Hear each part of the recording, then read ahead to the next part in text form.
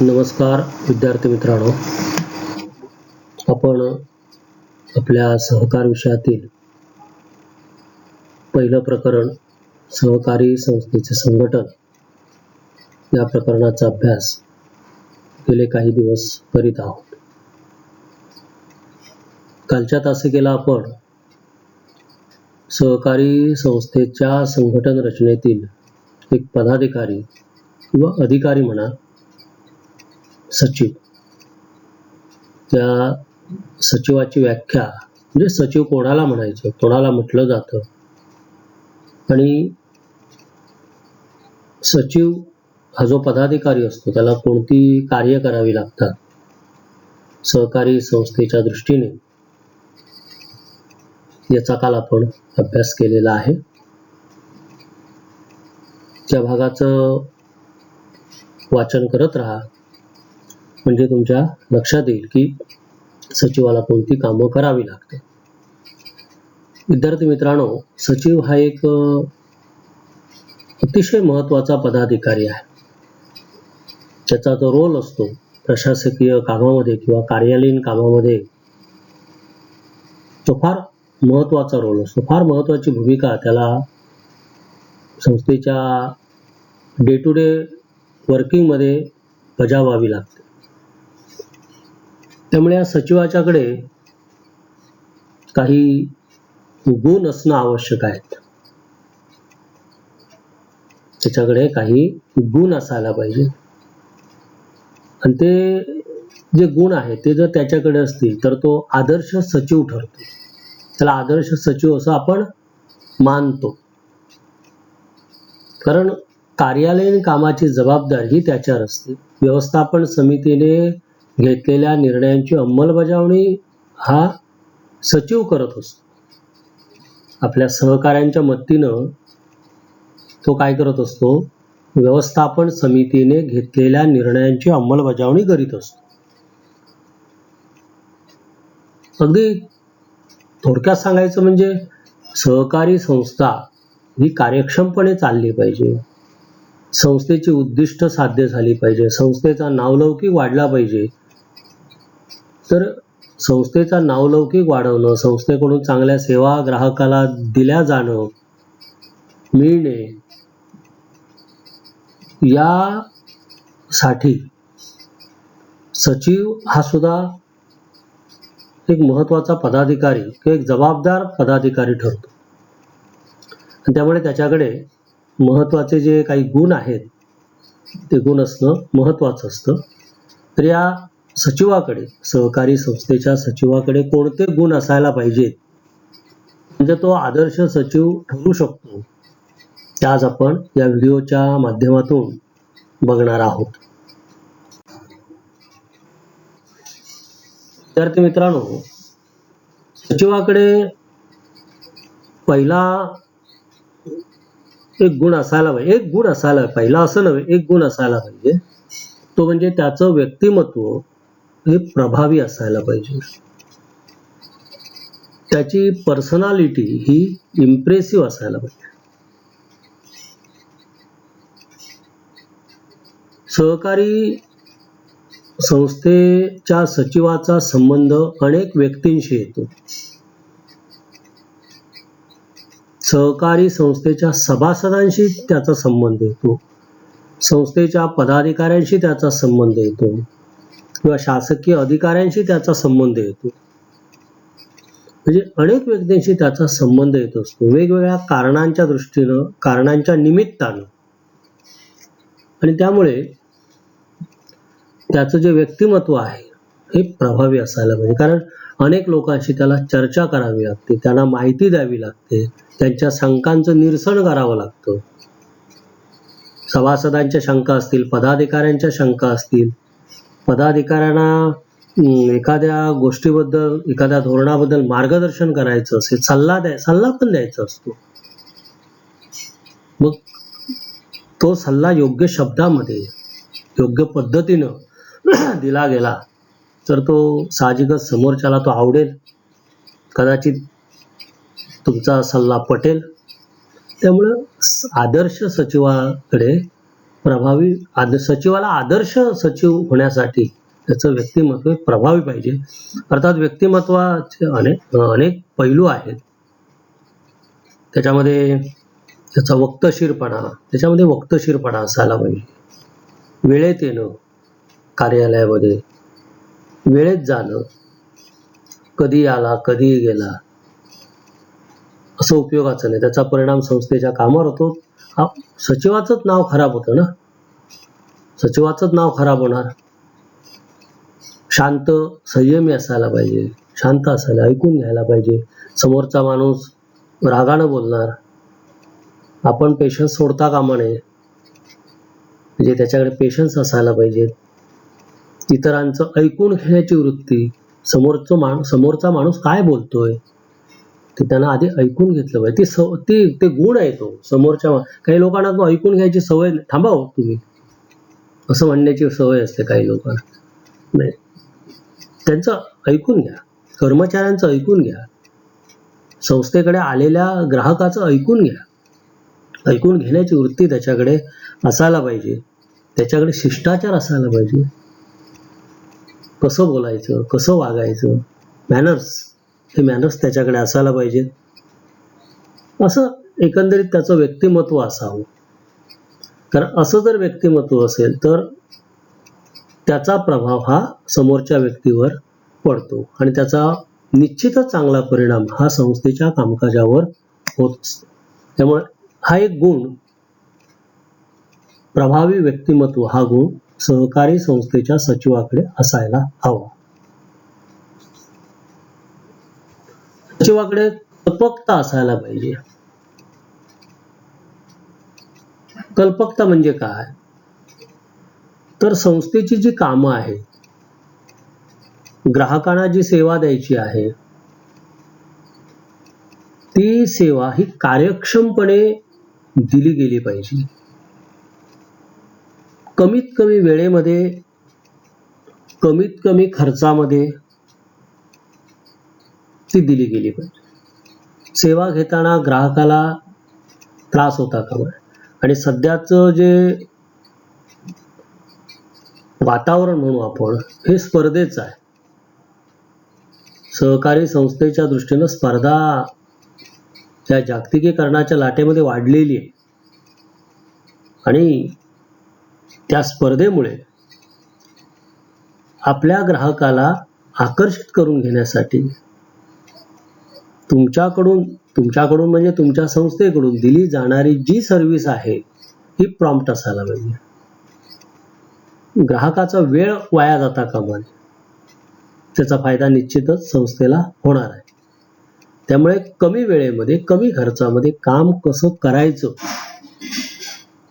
याच्या आयडिया त्याच्याकडे असल्या पाहिजे. आता हे काम आता पूर्वीसारखं हातानं मॅन्युअली वगैरे करायचं नाही आहे. आता बऱ्याच संस्थांच्या मध्ये कॉम्प्युटरायझेशन झालेलं आहे. त्यामुळे त्या कॉम्प्युटरचा वापर करा. त्याच्यामध्ये आवश्यक असणारी जी इंटरनेटचा वापर करा. काय म्हणतात ते आपली सॉफ्टवेअर असतात, ती सॉफ्टवेअर तुम्ही वापरा तशा प्रकारची. म्हणजे ग्राहकाला सेवा देत, अगदी ग्राहकाला घर बसल्या सुद्धा सेवा देता यायला पाहिजे. अशा प्रकारच्या आयडिया तुम्ही शोधून काढा.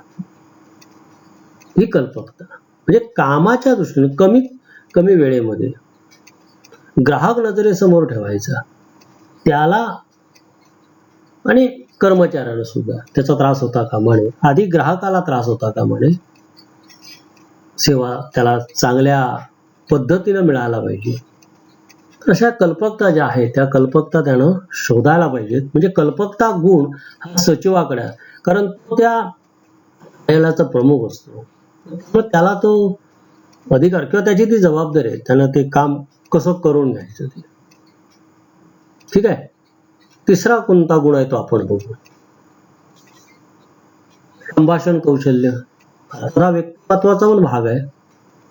त्याच्याकडं बोलण्याचं जे स्किल आहे हे स्किल असायला पाहिजे.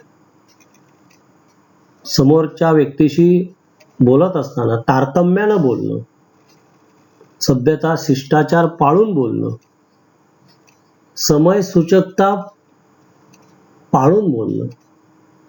कधी कधी समोरची व्यक्ती रागावलेली असते, रागानं बोलत असते, तक्रार घेऊन आलेली असते. अशा वेळी त्यावेळी काय करायचं, कोणत्या पद्धतीनं तो विषय हँडल करायचा, याला म्हणायचं समय सूचकता.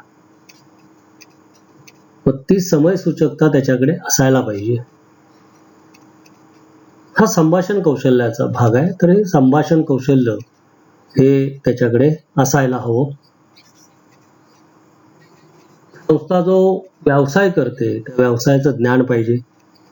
प्रक्रिया संस्था असते किंवा औद्योगिक संस्था असते, ग्राहक संस्था असते, पतसंस्था असते, बँक असते.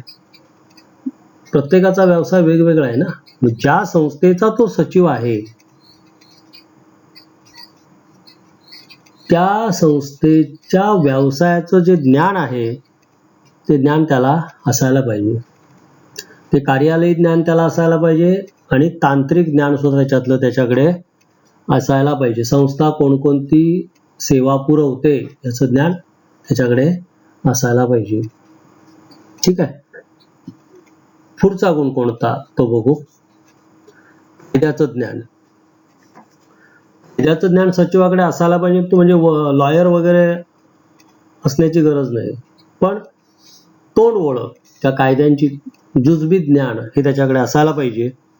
सचिवाला आयकर कायदा, इन्कम टॅक्सशी संबंधित काय, इन्कम टॅक्स तो त्या संबंधित ते कायदे नियम माहीत पाहिजेत. त्याच्यानंतर चलनक्षम दस्तऐवज कायदा तो त्याला माहीत पाहिजे. कामगार कायदे, औद्योगिक कायदे, कामगारांच्या संबंधी कायदे असतात, संस्थेमध्ये कामगार असतात, त्यामुळे त्याला ते माहीत असायला पाहिजे. मुद्रांक कायदा त्याला माहीत पाहिजे.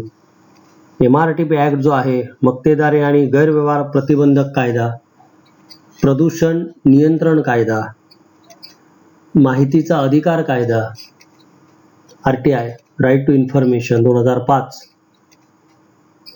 या कायद्यांचं सुद्धा त्याला ज्ञान असायला पाहिजे. कारण वेळोवेळी प्रसंग निर्माण होतात, समस्या या संदर्भातल्या निर्माण होतात किंवा या संदर्भात संस्थेला काही करण्याची गरज असते. त्यावेळी सचिव मार्गदर्शन करत असतो, व्यवस्थापन समितीचा मार्गदर्शक असतो. कायद्याचं ज्ञान, मार्गदर्शक याचा अर्थ कायद्याचं जे ज्ञान आहे, नियमांचं जे ज्ञान आहे, नियमांचे जे अर्थ आहेत ते सचिव सांगतो. नियम काय आहेत ते सचिव सांगत असतो व्यवस्थापन समितीला, आणि ते काम करत असताना ते त्यालाही उपयोगाचे असतात. त्यामुळे कायद्याचं ज्ञान हे सचिवाकडे असायला हवं. व्यवस्थापकीय ज्ञान. संस्थेचं जे कामकाज आहे, कार्यालयीन आणि प्रशासकीय, हे कसं करून घ्यायचं याला म्हणायचं व्यवस्थापकीय ज्ञान. तर दैनंदिन काम करत असताना त्याच्याकडे असणारे जे कर्मचारी आहेत त्यांना त्यांच्यामध्ये काम वाटून देणं, ते वाटून देत असताना त्यांच्यामध्ये कोऑर्डिनेशन असायला, समन्वय असायला पाहिजे. आणि कोण कर्मचारी कोणत्या प्रकारचं काम करू शकतो हे सगळं त्याला माहीत असतं. मग त्याप्रमाणे त्यांना ते काम वाटून दिलं पाहिजे. त्या त्या ठिकाणी त्या त्या प्रकारची माणसं ही बसवायला पाहिजेत. हे आहे व्यवस्थापकीय ज्ञान. हे व्यवस्थापकीय ज्ञान सुद्धा त्याला त्याच्याकडे असायला हवं. पुढाकार वृत्ती.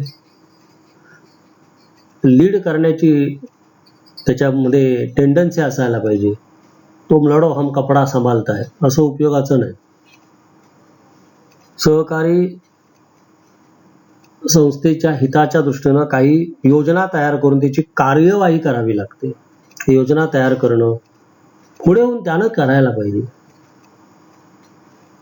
जरी तो कर्मचारी असला तरी अशा प्रकारच्या संस्थेच्या हिताच्या योजना तो तयार करू शकतो, व्यवस्थापन समितीला तो सांगू शकतो. तर त्या बाबत त्यानं पुढाकार त्यानं घेतला पाहिजे.